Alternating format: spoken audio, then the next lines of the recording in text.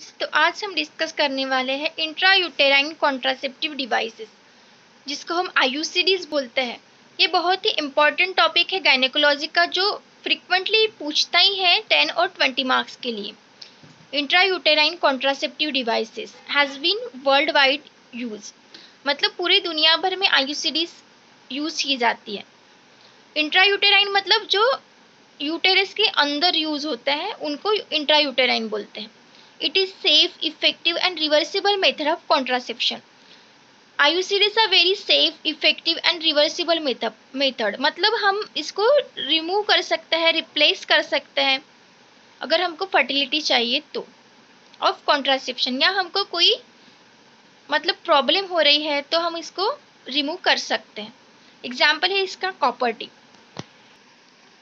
तो अब हम पढ़ते हैं types of IUCDs. There are 4 types of IUCDs: copper T 380A, multilode 375U, LNG IUS, Skyla. Copper T 380A replace every 10 year, मतलब हम 10 साल के बाद इसको रिप्लेस कर सकते हैं। Multiload 375 replace every 5 years. LNG IUS 5 to 7 year. Scylla हम 3 ईयर के बाद रिप्लेस कर सकते हैं। अब हम डिस्कस करेंगे mechanism of action of IUCDs. IUCDs मतलब biochemical and histological changes in endometrium. IUCDs biochemical and histological changes लाते हैं एंडोमेट्रियम ऑफ यूटेरस में। डिक्रीज स्पर्म ट्रांसपोर्ट, मतलब स्पर्म का ट्रांसपोर्ट कम करती है। Decrease ability of sperm to fertilise the ovum, sperm की एबिलिटी कम करते हैं ओवम को फर्टिलाइज करने की। प्रिवेंट इम्प्लांटेशन, इम्प्लांटेशन को प्रिवेंट करने में हेल्प करते हैं।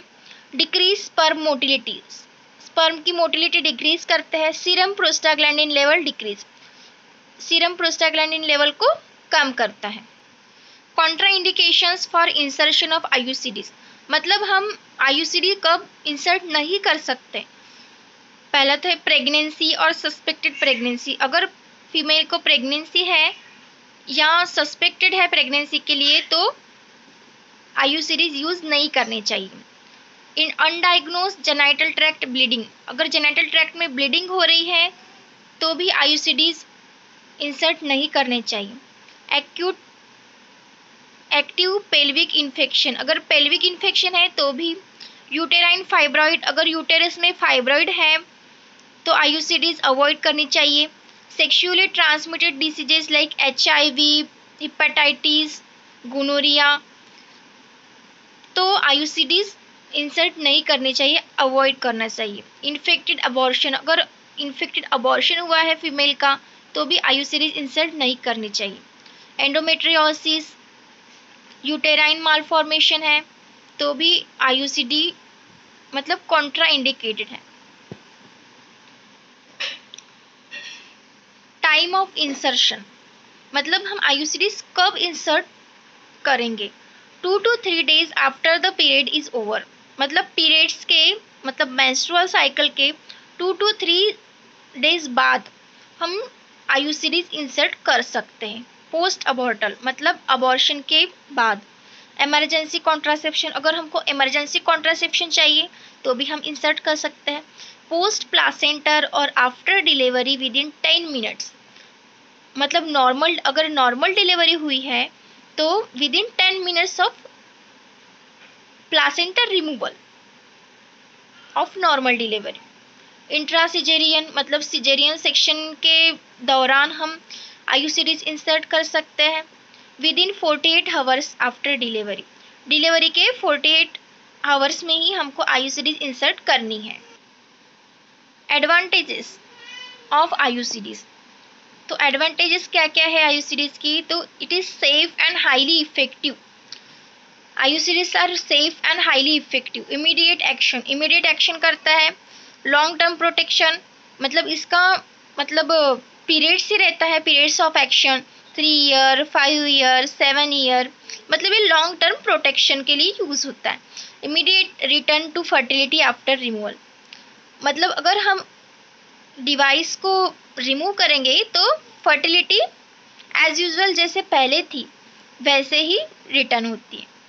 No need of frequent visit, मतलब डॉक्टर की फ्रिक्वेंट विजिट नीड नहीं है, मतलब बार बार डॉक्टर के पास जाने की ज़रूरत नहीं है।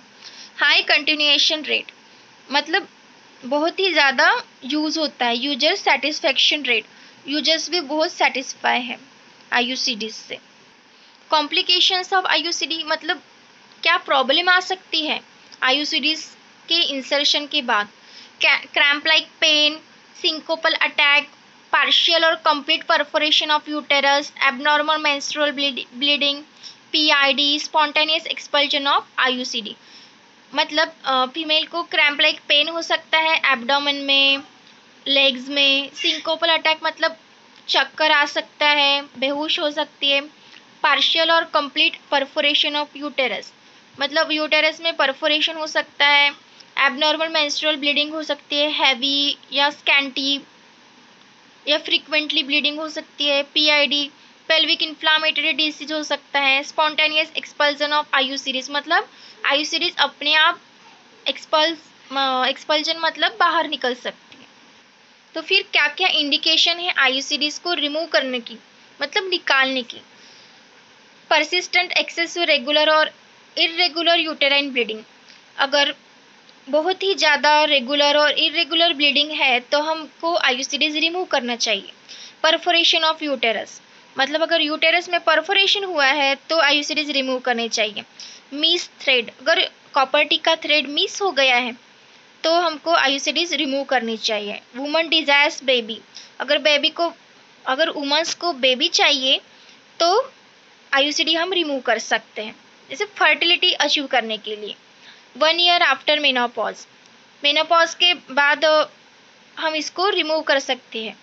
After life span of device, मतलब अगर लाइफ स्पैन ख़त्म हो गया डिवाइस का तो हम इसको रिमूव कर सकते हैं, जैसे 5 ईयर, 3 ईयर, जैसे लाइफ स्पैन होता है वैसे। पार्शियल एक्सपल्जन ऑफ डिवाइस, अगर डिवाइस आधा बाहर निकला हुआ है तो हमको उसको पूरा ही निकालना चाहिए। सल्फिंगाइटिस, अगर फेलोपियन ट्यूब में इन्फ्लामेशन हुआ है तो हमको आईयूसीडीज को रिमूव करना चाहिए। Removal can done at any time and done by pulling the string gently and slowly with forces, हम आईयूसीडी को कभी भी निकाल सकते हैं एट एनी टाइम, बस उसका स्ट्रिंग रहता है वो जेंटली एंड स्लोली निकालना है फोर्सेप्स से। Thank you. These are some pictures of copper T contraceptive devices, IUCDs.